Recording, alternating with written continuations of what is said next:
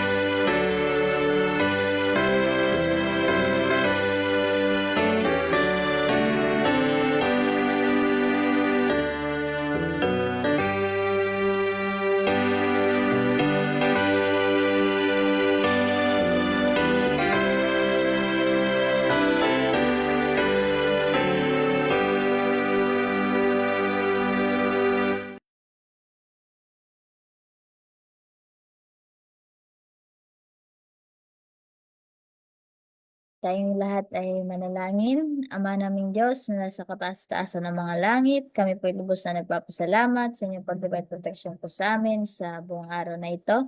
At kami po umabot sa mga oras na ito at muli po ay makapakinig ng inyong banal na salita. At kami po ay nagpapasalamat sa mga mensahe na aming narinig simula pa po kayo ng umaga hanggang sa mga oras na ito. At naway puspusin niyo po kami ng karunungan at katalinuhan upang ang mga mensahe naming maririnig ay amin pong maunawaan at tumimo ng malalim sa aming puso't isipan, maging gabay namin sa pang-araw-araw habang kami nabubuhay dito sa libutan. At ganoon din po sa aming tagapagsalita, naway ikaw po ang magkaloob sa kanya ng katalinuhan at karunungan upang kanya po itong maisalaysay ng maayos at malinaw at naway itago niyo po siya sa likuran ng inyong krus upang lahat po na mamutawi sa kanyang mga labi ay naayon lamang po sa iyong banal na kalooban. At naway tulungan niyo po ang bawat isa po sa amin ng mga liwanag na ito ay aming malakaran at ito po ay humubog sa aming mga buhay upang kami po ay maging good example dito sa sanlibutan at kami po ay maging karapat-dapat na manirahan diyan sa langit na inyo pong inihanda para po sa bawat isa sa amin. Maraming salamat po sa mga biyayang ipinagkaloob sa amin. Patawad po kung saan kami nasumpungan ng pagkukulang at pagkakasala. Ito po aming hiling at dalangin sa pangalan ng aming Panginoong Hesus. Amen. Amen.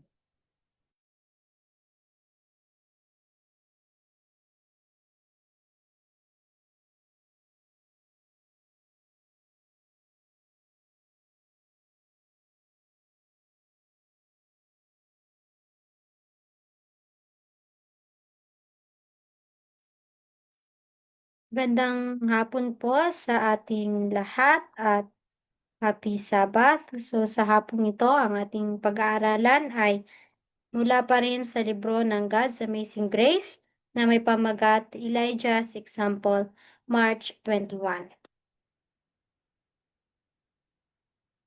Ang ating key text po ay makikita sa James 5 verse 17 and 18.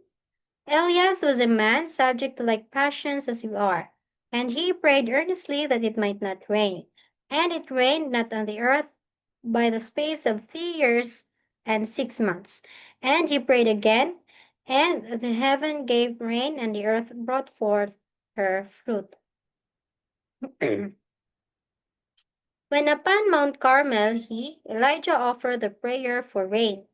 His faith was tested, but he persevered in making known his request unto God. 6 times he prayed earnestly, and yet there was no sign that his petition was granted. But with a strong faith, he urged his plea to the throne of grace. Had he given up in discouragement the 6th time, his prayer would not have been answered, but he persevered until the answer came. We have a God whose ear is not closed to our petitions, and if we prove His word, He will honor our faith. So, yung panahon na si Elijah ay nasa bundok ng Carmel at siya ay nananalangin sa ating Panginoon na umulan na. Kasi 6 times, 6 na beses siyang nanalangin ng taimtim sa ating Panginoon, pero parang wala pa ring sign na uulan. Parang hindi mo pa rin makikita sa langit na uulan, gano'n. Pero sa kanyang pananampalataya at pagtitiwala sa ating Panginoon, so doon nakita ng ating Panginoon na sincere yung pananalangin ni Elijah. At yun ay tinugon ang kanyang panalangin. So, excuse me. Kung siya ay nag-give up or na-discourage siya doon sa na ika-anim na beses siyang nanalangin. So, uulan kaya? Pero dahil hindi siya nagtigil sa kanyang pananalangin hangga't hindi siya narinig sa ating Panginoon, so yung kanyang panalangin ay tinugon ng ating Panginoon. So sa atin, dito, na habang tayo ay nabubuhay dito, kung meron tayong hinihingi sa ating Panginoon, so huwag nating madaliin siya.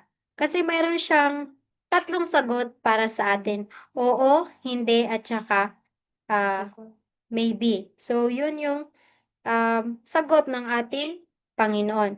Kinakailangan lang natin na maghintay kasi hindi natin alam, baka tinitest tayo ng ating Panginoon. Baka tinitest niya yung ating pananampalataya. Kasi katulad, di ba, nung kay Noah, nung panahon na nasa loob na sila ng arka, di ba, tinest din sila ng ating Panginoon, tinest din niya ang kanilang pananampalataya sa ating Panginoon. So sa atin, baka ang ating mga pinapanalangin ay tinitest pa tayo ng ating Panginoon bago niya ito tugunin. So wag po nawa tayong magsawa na manalangin. Kasi hindi lang naman ibig sabihin na dahil kailangan mo yan, isang beses ka lang manalangin, kundi araw-araw, kailangan na isama mo yan sa panalangin mo hanggang sa tugunin ng ating Panginoon yung panalangin. He wants us to have all our interests interwoven with His interests, and then He can safely bless us. For we shall not then take glory to self when the blessing is ours, but shall render all the praise to God. God does not always answer our prayers the first time we call upon Him. For should He do this, we might take it for granted that we had a right to all the blessings and favors He bestowed upon us.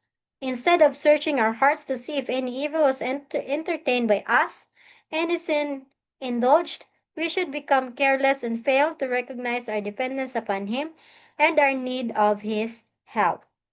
So, hindi ibig sabihin na andyan lang palagi yung ating Panginoon handang tumulong sa atin. Hindi ibig sabihin na lahat ng panalangin natin ay ibigay niya agad-agad. Kasi pag ganun yung ginagawa niya sa atin, magiging magiging ano tayo, para maging complacent tayo na paghingi natin andyan na agad. Paghingi natin bigay agad. So kaya gusto ng ating Panginoon na kailangan na maghintay tayo sa tamang panahon na kanyang tugunin yung kanyang pananalangin. Kasi kung yung panalangin mo ay may kinakailangan na tugon agad, ibibigay ng ating Panginoon. Pero kung yung panalangin mo ay hindi naman gano'n ka kailangan, paghihintayin ka ng ating Panginoon at ite-test niya yung ating ah, faith faith at trust sa Kanya. Kasi tayo minsan ng mga tao meron tayong ugali na 'pag bigay sa ating lahat, 'pag hingi natin bigay agad, baka pagdating ng panahon, i-take it for granted natin 'yun. Na hindi na lang tayo maghirap or hindi na tayo maghintay kasi paghingi natin nandiyan na agad. So, ayaw ng Panginoon na gano'n. Tapos hindi na natin ise-search yung mga puso natin kung meron ba tayong mga kamalian na ini-entertain sa atin, kung meron ba tayong mga kasalanan or kung ano man yung mga nagawa natin na hindi kaaya-aya sa Kanya at magiging careless tayo. So, kung gano'n yung ah, ang palaging nagawa ng ating Panginoon magiging gano'n yung ating ugali. Kaya sa kanya, gusto niya na tini-test tayo na yung interes natin ay nasa kanya lamang. The servant watched while Elijah prayed. 6 times he returned from the watch, saying, "There is nothing, no cloud, no sign of rain." But the prophet did not give up in discouragement as he searched his heart. He seemed to be less and less, both in his own estimation and in the sight of God. And when he reached the point of renouncing himself, while he clung to the Savior as his only strength and righteousness, the answer came. The servant appeared and said, "Behold, there ariseth a little cloud out of the sea like a man's hand." So, parang yung kasama ni Elijah, yung kanyang servant ay parang nadi-discourage na kasi pang-anim na siyang nanalangin pero wala pa ring sign. Wala pa ring sign na uulan or kung ano man na para mag-ulan. So, wala pa ring gano'n. Pero si Prophet Elijah, hindi pa rin siya nag-give up. Hindi siya na-discourage, kundi patuloy lang siya nananalangin at mas sinaliksik niya yung kanyang mga mas sinaliksik niya ang kanyang puso. Kaya dahil sa ginawa niyang gano'n ay tinugon ng ating Panginoon yung kanyang pananalangin. So, kung tayo ay manalangin at sinaliksik natin yung ating sarili, yung ating mga puso, kung meron ba tayong mga kasalanang ginawa, kung meron ba tayong ah, kasalanan na hindi nakikita ng iba kundi na ah, hindi nakikita ng iba pero nakikita ng ating Panginoon. So gusto niya na hingin natin 'yun ng tawad sa kanya para tugunin niya yung ating mga panalangin. Hindi lang naman sabi na dahil nanalangin tayo, ibigay agad. Kailangan na meron pang deep searching of heart para maging sincere at maging earnest yung ating pananalangin. Elijah did not wait for the heavens to gather blackness. In the small cloud he beheld by faith an abundance of rain, and he acted in harmony with his faith. Faith such as this is needed in the world today. Faith that will lay hold on the promises of God's word and refuse to let go until heaven hears. So hindi siya nawalan ng pag-asa. Doon sa maliit na cloud na yun na kanyang nakita, doon siya nakakita ng pananampalataya sa ating Panginoon na uulan. Kaya kung ano yung ipapanalangin natin, kailangan nating isipin na ibibigay ng ating Panginoon. Faith such as this is needed in the world today. Faith that will lay hold on the promises of God's word and refuse to let go until heaven hears. So, yung ganong pananampalataya ang kailangan natin ngayon.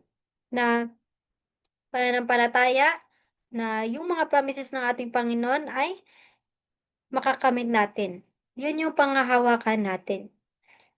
So, kinakailangan na kung manalangin tayo, ay maging katulad tayo kay Elijah na hindi siya nag-give up, hindi siya ni-discourage kahit na sa pang-anim na beses niya na pananalangin ay parang wala pa ring sign na uulan, parang wala pa ring sign na may darating na ulan, pero still nanalangin pa rin siya.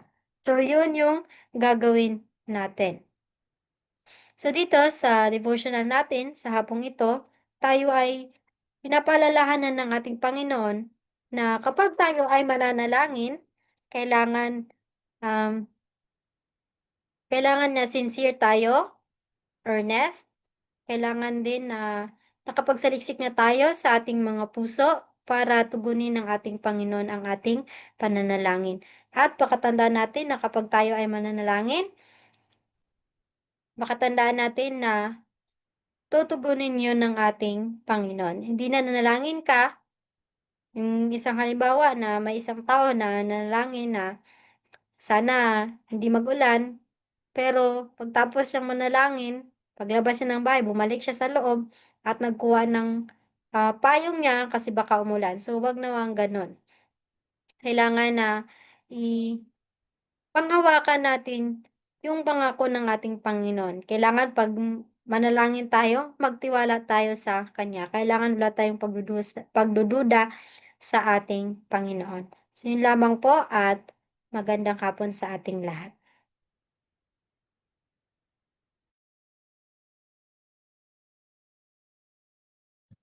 Maraming salamat po,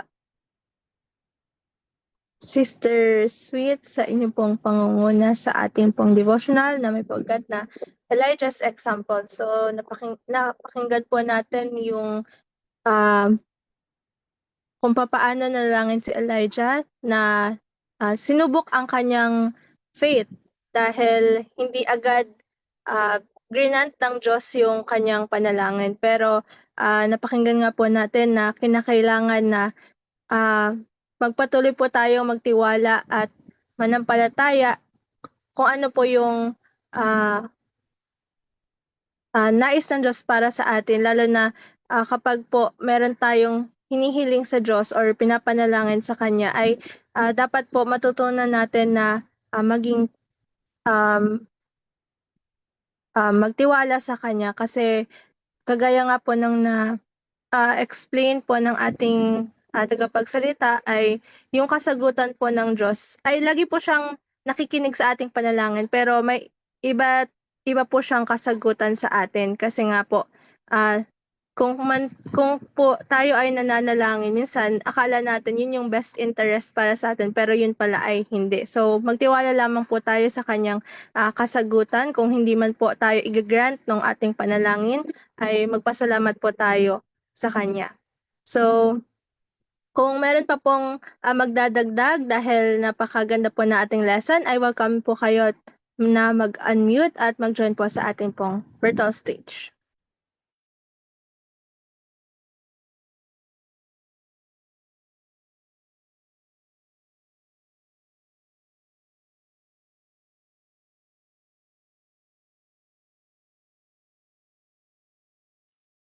Marami po tayo ditong mga kasama. Isa-isahin ko po ang kasama po natin ang sila Sister Daniela, Brother Rob, ang Mountain Province po.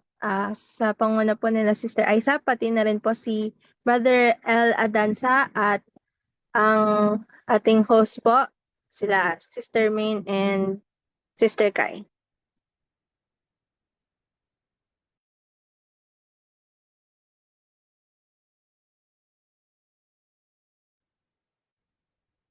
Magandang hapon po.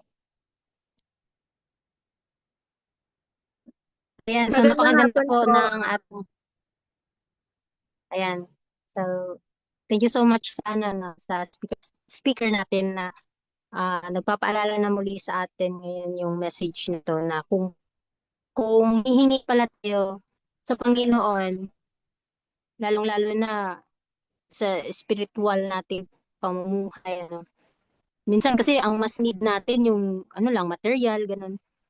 Pero nais talaga din ng Panginoon, kahit alam niya yung hinihiling natin, gusto din niya na specific natin, hihingi sa Kanya yung mga bagay na ninanais natin. Lalo na kapag nais mong gamitin yun sa gawain niya, then, yun. Kaya nga, nagpapasalamat ako talaga sa ano natin, sa mga prayer band natin online, at mga prayer request, kasi the uh, more power talaga yung prayer. More tayong magpipray, the more na didinggin ng Panginoon. Kasi 'di ba, pray without ceasing. So minsan tayo kapag humihingi sa Panginoon, kailangan once lang tayo nag-pray, didinggin agad. Pero hindi 'yun ang nais ng Panginoon. Ang gusto niya, hindi lang once tayo hihingi, kundi kung parang sa isang bata, ah, kapag hihingi siya sa magulang niya, gusto din ng Panginoon na kulitin natin siya, di ba? Pero kung hindi yun will ng Panginoon, alam mo na yun, paintindi talaga yun ng Panginoon sa'yo. Bakit hindi niya dininig yung prayer mo? So, pero ang nais pa rin niya sa atin is healing natin, ihingi natin by His name, di ba? Kasi nga, didinggin niya tayo. Kaya nga sabi, di ba, na ah mawala lang tayo na natanggap natin at matatanggap nga natin. Kung ito nga ay talagang kaloob ng Panginoon. At huwag tayong mawala ng pag-asa kasi yung hinihiling natin, kapag according talaga to sa will ng Panginoon, walang dadalawang isip, didinggin niya talaga yan. So, very encouraging talaga yung message talaga kasi uh, it reminds us na kapag hihingi ka, huwag ka agad susuko, kundi ihiling mo hanggang dinggin ito. So, yun ang mo po.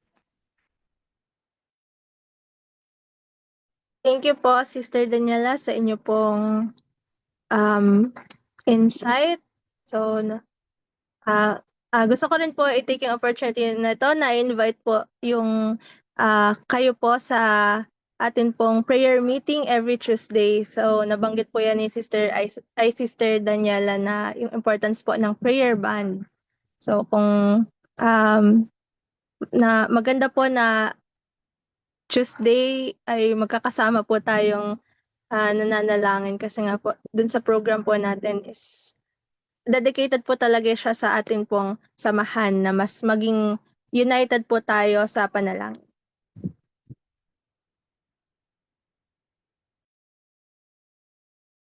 Meron pa po bang magdaragdag?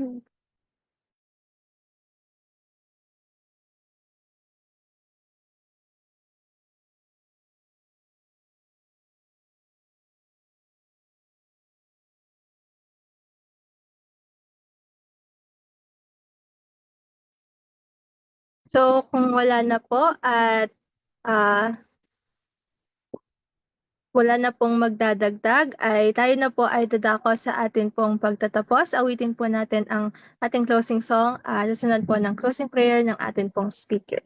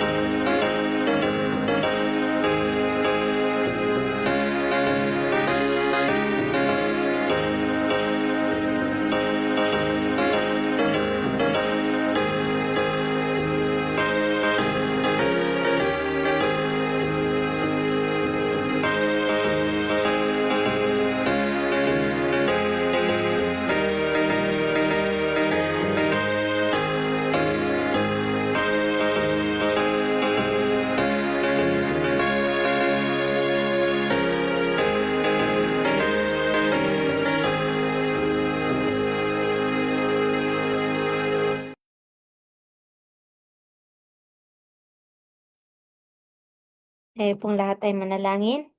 Ama namin na nasa langit, kami po ay nagpapasalamat sa mga magandang mensahe na aming narinig sa buong araw na ito. Panginoon, nawa ito ay tumatak sa aming puso't isipan na maging gabay namin sa pang-araw-araw naming pamumuhay. At Panginoon, sa aming pagpapahinga sa gabing ito, na ikaw po ang magbantay sa amin na upang kami ay makagising bukas at makagawa naman kami ng mga gawain na naayon lamang sa iyong kalooban. Maraming salamat din po sa mga biyaya na inyong pinagkaloob sa amin. Patawad sa aming mga kasalang nagawa. Ito lamang aming hinihiling sa pangalan ni Jesus. Amen.